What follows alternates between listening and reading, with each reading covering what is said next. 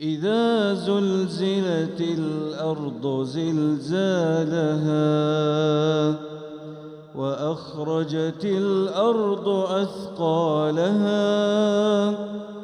وقال الإنسان ما لها يومئذ تحدث أخبارها بأن ربك أوحى لها يومئذ يصدر الناس أشتاتا ليروا أعمالهم فمن يعمل مثقال ذرة خيرا يره